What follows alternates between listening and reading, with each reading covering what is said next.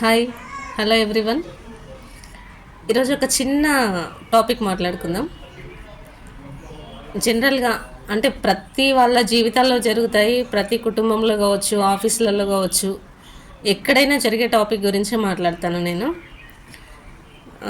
Person to person interact కాకుండా third person నుంచి మనకి వచ్చిన సమాచారం అది ఏ విధంగా వెళ్ళిపోతుంది, ఎక్కడి వరకు దారితీస్తుంది, అది పరిస్థితులు ఎలా తికమక పెడతాయి అనే దాని మీద ఒక 2 minutes టాపిక్ మాట్లాడుకుందాం.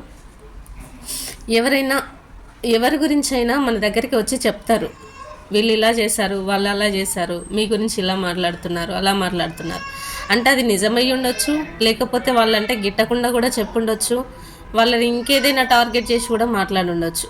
అట్లాంటి సందర్భాలలో వాళ్ళకి మనకి ఉన్న అభినవభావ సంబంధం ఏంటి, వాళ్ళ గురించి మంచి చెడులని మనకు తెలుసు కొంతవరకు. అంటే 100% వాళ్ళ గురించి తెలియకపోయినా కొంతవరకు మాత్రం మనకు తెలిసినప్పుడు ఎంత తెలిసినప్పటికీ కూడా మనం చేసే మిస్టేక్ ఏంటి అంటే, వీళ్ళ ఎవరైతే మనకి అదర్ పర్సన్ వచ్చి చెప్తారో అప్పుడు వెంటనే రియాక్ట్ అవుతాం. మనం వాళ్ళపైన రియాక్ట్ అయిపోయి, అవునా మమ్మల్ని ఇలా మోసం చేశారా, ఇలా మాట్లాడారా, మా అమ్మ గురించి ఇలా నెగిటివ్ చేశారన్న ఇంటెన్షన్ తోటి టప మాట్లాడేస్తే అదే పర్సన్ మళ్ళీ వెళ్ళి మీ గురించి ఫలానా వాళ్ళు ఇలా మాట్లాడినారు అని చెప్పేసి అక్కడ కూడా చెప్పే సందర్భాలు. అంటే ఒక వ్యక్తి గురించి మన దగ్గర చెప్పిన వ్యక్తి మన దగ్గర కూడా సేమ్ తీసుకెళ్ళి అదే మ్యాటర్ని అక్కడ చెప్తారు. అంటే చెప్పుడు మాటల్ని ఎప్పుడు కూడా ఎవరు వినకూడదు అనేది నేను ఇచ్చే మెసేజ్. ఏదైనా డైరెక్ట్ పర్సన్ టు పర్సన్ మాట్లాడుకున్నప్పుడు దాన్ని పరిగణలోకి తీసుకోండి, కానీ రియాక్ట్ అవ్వకూడదు. మాట్లాడినప్పుడు వాళ్ళకి మాట్లాడే అధికారాన్ని ఇవ్వండి, మాట్లాడే స్వేచ్ఛని ఇవ్వండి, వాళ్ళు మాట్లాడిన దాంట్లో అర్థాన్ని వెతకండి, మంచిని రిసీవ్ చేసుకోండి, చెడు నెగిటివ్ ఏదైనా ఉంటే కనుక వదిలేయండి.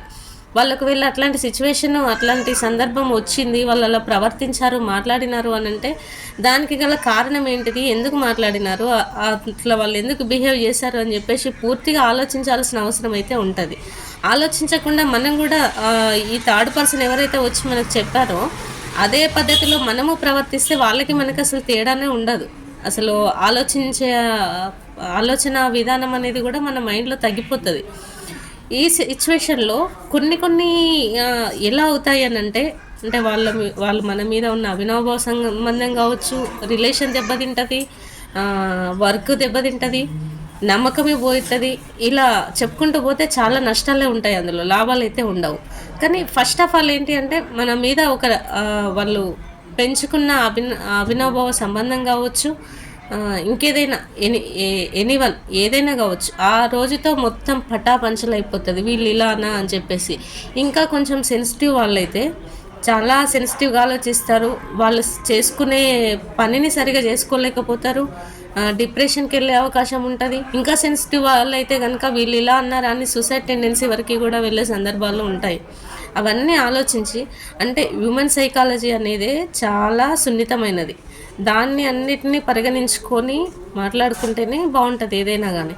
అంటే ఇట్లాంటివన్నీ మనం గమనించకపోవడం ద్వారానే ఈ గొడవలకి దారి తీయడము, ఒకరి మీద ఒకరికి ఎనిమిలు స్టార్ట్ అవ్వడము, ఒకరి మీద ఒకరికి అపనమ్మకాలు రావడము, ఇదంతా కూడా జరుగుతుంది. అంటే మార్పు అనేది ఎదుటి వాళ్ళ దగ్గర నుంచి కాదు, మన దగ్గరే స్టార్ట్ అవ్వాలి.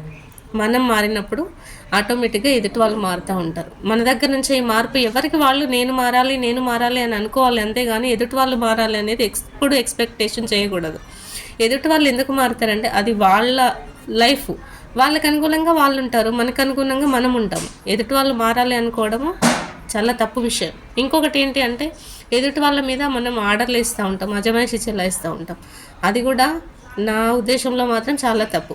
ఆర్డర్ వేయడం, అజమాయిషి చేయడం. వాళ్ళు తప్పు చేస్తే ఖండించండి, మీ దృష్టికి వస్తే ఖండించండి, మీరు చేసేది కరెక్ట్ కాదు, ఇలా చేసి ఉండకూడదు, ఇలా చేయడం ద్వారా ఇన్ని నష్టాలు జరిగినాయని వాళ్ళకి తెలియజెప్పి నిర్ణయాధికారం మాత్రం వాళ్ళకి ఇవ్వాలి. మనం నిర్ణయాధికారం చేయడానికి మాత్రం లేదు. ఇలా చెప్పుకుంటూ పోతే చాలా ఉంటుంది. బట్ ఇట్లాంటి సెన్సిటివ్ ఇష్యూస్ వచ్చినప్పుడు మాత్రం కొంచెం ఓపికతో ఆలోచించి నిర్ణయం తీసుకుంటే బాగుంటుంది అనేది నా ఉద్దేశం. Thank you.